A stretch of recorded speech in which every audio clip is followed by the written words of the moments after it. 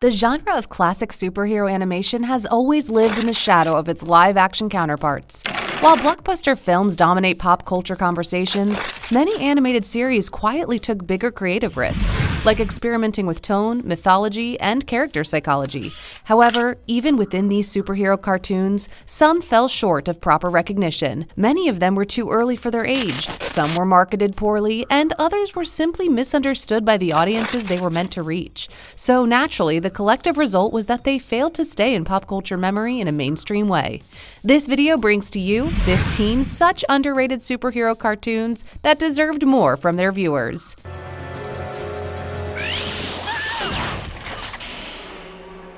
The Zeta Project. If you blinked in the early 2000s, you probably missed the Zeta Project. And if you did catch it, chances are you filed it away as that weird kids sci-fi show that spun out of Batman Beyond, which is exactly why it deserves a second look. Spun off without much fanfare from Batman Beyond, the Zeta Project followed Zeta, a government-built infiltration android whose original purpose was, well, assassination. Not world-saving, not crime-fighting, killing. The twist? During a mission gone wrong, Zeta develops independent thoughts and decides very simply that he will not kill anymore. That one act of refusal turns him into a rogue weapon, hunted by the same system that built him. From there, the show becomes less about explosions and more about escape, ethical, emotional, and literal. Zeta is constantly on the run, and his closest ally is Rowan, a sharp-tongued teenage girl who ends up doing far more than helping him hide. Ro becomes Zeta's moral translator, explaining humanity to someone who understands logic but is still learning empathy. In a world that sees Zeta as hardware gone haywire, Ro insists on treating him like a person, and that insistence is the show's beating heart. Visually, Zeta is the opposite of a power fantasy. He's bulky, visibly mechanical, and a little awkward. More walking tank than sleek android dream. That design choice isn't accidental. The show wants you to empathize with him, not envy him. Zeta isn't aspirational, he's vulnerable. So why did the show struggle? A few reasons, none of them about quality. First, it inherited the Batman Beyond look without the Batman, which led to unfair comparisons and misplaced expectations. Second, its tone sat in an awkward middle space, too slow and thoughtful for kids expecting constant action, yet marketed so firmly as a children's cartoon that older viewers never gave it a chance. And finally, its episodic chase of the week structure disguised the fact that it was telling a long, cumulative moral story, one that only really lands if you stick with it. Rewatch the show today and you can see how it hits differently. Its themes of state surveillance, autonomous weapons, AI ethics, and what happens when dissent is criminalized feel uncomfortably current. So if I can sum it up, the show didn't fail because it was weak, it failed because it was early. I am Atrocitus. Green Lantern, the animated series. For the second gem, let's talk about Green Lantern, the animated series, the show that took Hal Jordan out of Gotham's shadows and launched him straight into the cosmic deep end. This wasn't your standard superhero romp. Instead, it was an interstellar space opera packed with political unrest, alien worlds, and that lonely weight of being Earth's representative in a galaxy that doesn't exactly roll out the welcome mat. Yes, the 3D animation looked a little different at first. Some fans were hesitant, some were confused, and okay, some just wanted Hal to punch things in 2D. But here's the thing, the storytelling was so strong that even skeptics couldn't stay mad for long. The show knew how to balance cosmic stakes with quiet human, or, humanoid, moments of vulnerability. And the heart of it? The bromance between Hal Jordan and Kilowog. These two made you laugh one moment, feel small and awestruck the next. It was friendship with a capital F, set against the backdrop of intergalactic chaos. Then there's Razor. Introduced as a Red Lantern fueled by rage, his arc became surprisingly emotional, maybe the most emotionally resonant of any DC animated character of the era. Watching him wrestle with grief, rage, and the slow, reluctant path toward hope was unexpectedly touching. His journey from anger to redemption wasn't flashy, it was messy, quiet, and entirely believable. It's the kind of character work that makes you stop and realize just how much depth a kid's cartoon can carry. So why did it get canceled? Blame the live-action Green Lantern film, the one that made everyone roll their eyes. It tanked, and suddenly the whole brand felt toxic in DC's eyes. Despite glowing reviews, a loyal fanbase, and storytelling that could rival adult sci-fi series, the show got the axe far too early. Rewatch it now, though, and it feels ahead of its time. If you like space, heart, and heroes who go through emotion instead of just punch-outs, this is one you need to add to your watch list.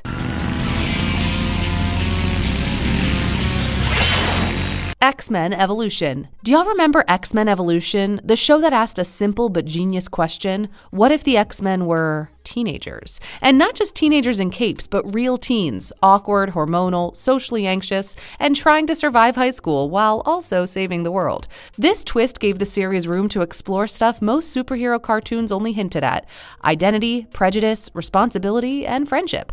Cyclops fretting over leadership, Jean Grey wrestling with her powers and feelings, Wolverine trying, and usually failing, to blend in. It all mirrored the messy realities of adolescence. Mutant powers weren't just flashy gadgets. They were metaphors for being different, for feeling alienated, and for navigating a world that doesn't understand you. The character work here is what really stands out. Rogue's struggle with her powers captures isolation and the struggle for control. Nightcrawler wrestles with faith and belonging, and even the villains get depth. Mystique, the Brotherhood, and other baddies aren't evil just for the sake of it. They're complicated, personal, and sometimes sympathetic. It made the world feel lived in, morally gray, and way more interesting than a simple hero versus villain setup. Of course, not everyone loved it at the time. Hardcore X-Men fans complained that the teen angle watered down the mythos, while younger viewers sometimes struggled to keep up with the serialized plots and tangled relationships. If you've never revisited it, now's the perfect time. Those mutant powers have never felt more human. Although not for long. No! Silver Surfer. The fourth cartoon on the list is The Silver Surfer, a show that was ambitious in a way most superhero cartoons weren't even trying to be. At its core, it's the story of Norrin Radd, the Silver Surfer, a guy who once served Galactus as a herald and now wanders the cosmos trying to do the right thing. The twist? It's not just about battles. The show asks big questions. What does it mean to have power? How much responsibility comes with it? Can you redeem yourself after serving a planet-devouring giant? Every episode feels like a mini cosmic morality play, complete with ethical dilemmas, reflective dialogue, and beautiful, sprawling space vistas. And that's where the series ran into trouble back in the day. Saturday morning cartoon audiences weren't exactly looking for meditative interstellar musings. They wanted action, ensemble casts, and more immediate excitement. The deliberate pacing and introspective tone made Silver Surfer feel slow, even though the storytelling was rich and sophisticated. Marketing didn't help either. People assumed it was just another superhero show, only to find themselves staring at existential dilemmas instead of explosions. Yet today, the series feels oddly ahead of its time. Its focus on redemption, personal responsibility, and the search for purpose fits right in with modern superhero media that blends spectacle with ethical complexity. In a way, Silver Surfer was quietly proving that animated superhero stories could be contemplative, philosophical, and visually stunning all at once. So, if you're in the mood for a show that's more thinker than puncher, give Silver Surfer a revisit. Young Justice. Let's clear something up right away. Young Justice was never just a teen superhero show. From episode 1, it made it clear this was going to be smart, layered, and unapologetically ambitious. Sure, it starred sidekicks and younger heroes, Robin, Superboy, Miss Martian, Kid Flash, but it treated its audience like they could keep up. It trusted viewers to notice, remember, and feel. Where the show really shines is in its long-term storytelling. Tiny plot threads dropped in season 1. Years later, they explode in ways that leave your jaw on the floor. The Light, a shadowy cable of villains, isn't just some random bad guys of the week. They're cunning, patient, and terrifyingly effective. They win, sometimes permanently, and the consequences ripple across the DC universe. Heroes age, they fail, they grow apart, they mess up. And animation, especially superhero animation at the time, rarely allowed its characters to evolve like that. So why did it get canceled in the first place? Blame the toys. Despite great ratings and a fiercely loyal fan base, toy sales didn't match expectations. Turns out the audience was older than the marketing had guessed, and merchandising didn't reflect that. For years, Young Justice lived as a cult favorite, quietly admired by those who got it. Its revival years later proved what fans always knew: Young Justice was ahead of its time. Rewatch it now and it feels almost prophetic. Moral gray areas? Check. Political intrigue? Check. Consequences that actually matter? Double check. This isn't just an underrated cartoon. It's one of DC's most ambitious superhero stories, animated or otherwise. If you haven't watched it, or if you only remember it as a kid's show, give it another go. It's smarter, darker, and richer than you probably remember, and honestly, it might make you feel like you're the sidekick, catching up to the real heroes. They have the advantage down down here. We need to jet. Static Shock. Static Shock is that superhero cartoon that quietly did what very few shows of its time even tried. Tackle real-world social issues, of course, without losing the fun of powers, gadgets, and superheroics. The series follows Virgil Hawkins, a regular high schooler who suddenly gains electromagnetic powers. On the surface, it's your classic teen gains superpowers fights bad guys story, but peel back a layer and it's much smarter than that. Virgil isn't just punching villains, he's navigating school, friendships, family drama, and the very real inequalities of his world.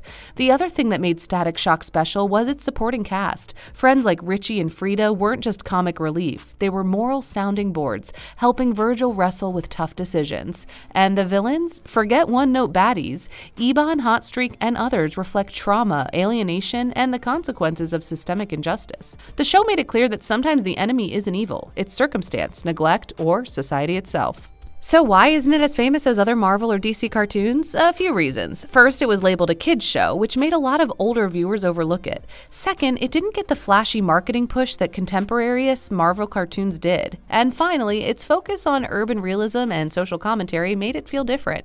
But now, if you watch it, you can understand its nuance. It's exciting, smart, socially aware, and surprisingly funny. Beware the Batman. Now let's shine a light on Beware the Batman, the series that quietly tried to do something different with Gotham's brooding hero. Unlike other Batman cartoons that leaned on action set pieces or flashy villains, this one went full-on procedural noir. Think Batman as detective first, puncher second, with a side of shadowy intrigue and moral ambiguity. The show teams Bruce Wayne with a fresh partner, Katana, and she's not just there for decoration. Her disciplined, honor-bound approach often clashes with Batman's brooding methods, giving the series a fascinating dynamic. Together, they navigate Gotham's criminal underworld, balancing strategy, intellect, and occasionally a bit of brooding gloom. Unlike some adaptations, Beware the Batman isn't about beating villains into submission. It's about outsmarting them, planning, and dealing with the emotional weight of being a vigilante.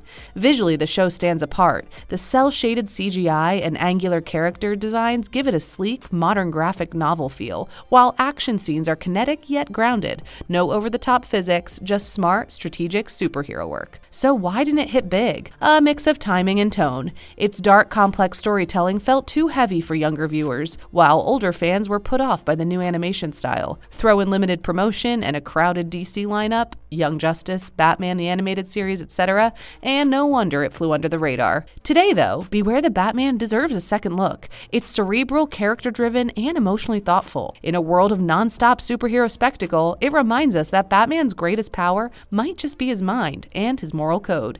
If you want a Batman show that challenges the punch first, brooding later formula, this one's a hidden gem waiting to be discovered.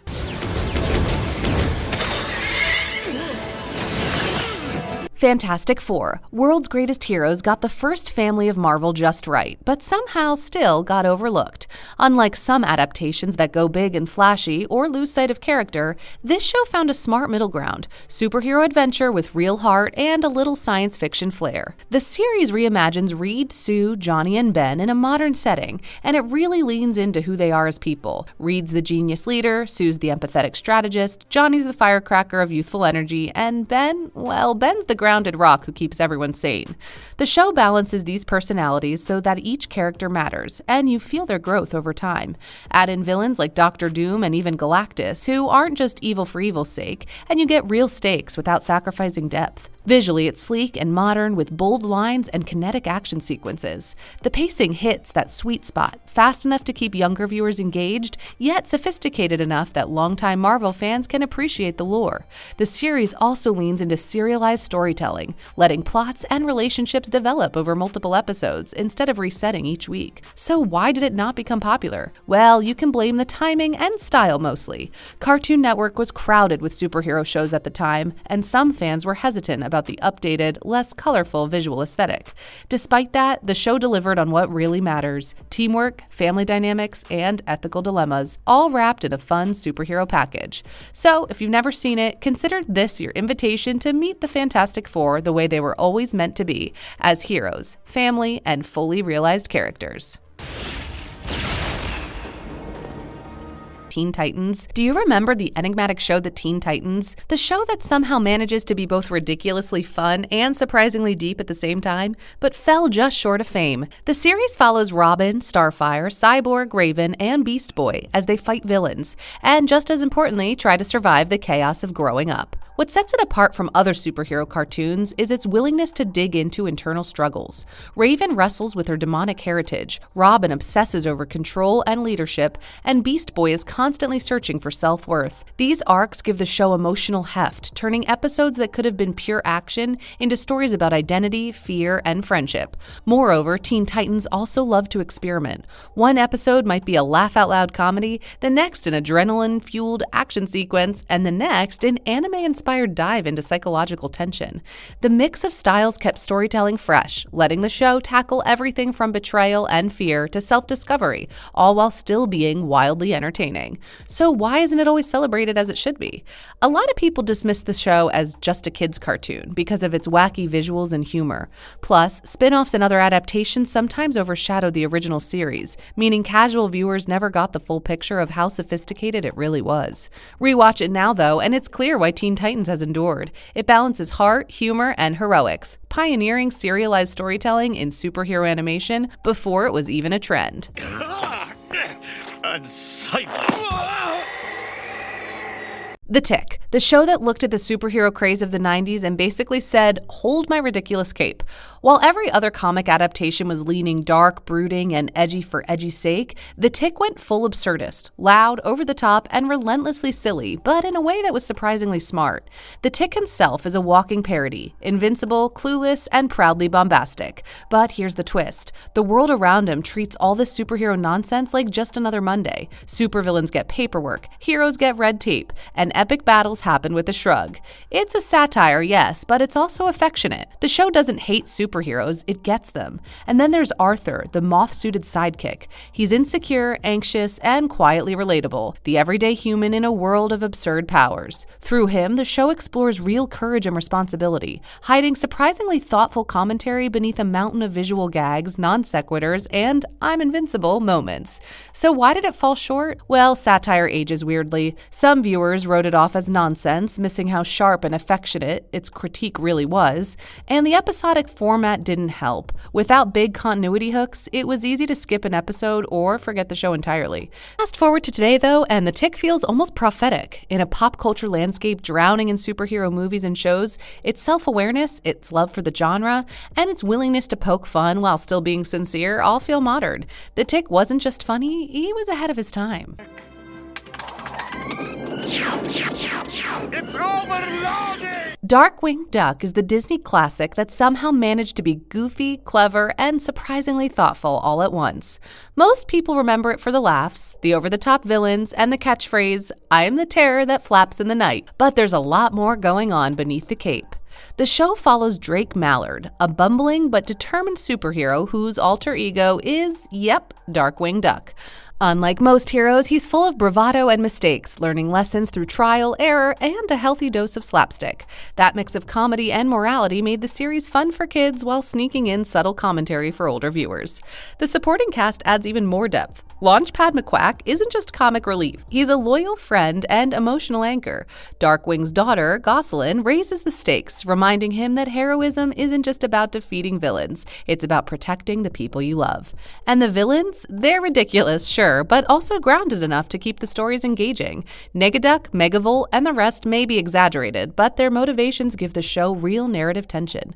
But how many of you have actually heard about Darkwing Duck in mainstream media? Any references? Well, that's because it was overlooked a lot, mostly because of individual perception. Being labeled a kids' cartoon meant some viewers skipped it in search of more traditional superhero fare. Its humor and parody sometimes overshadowed its surprisingly thoughtful explorations of heroism, responsibility, and ethical power use.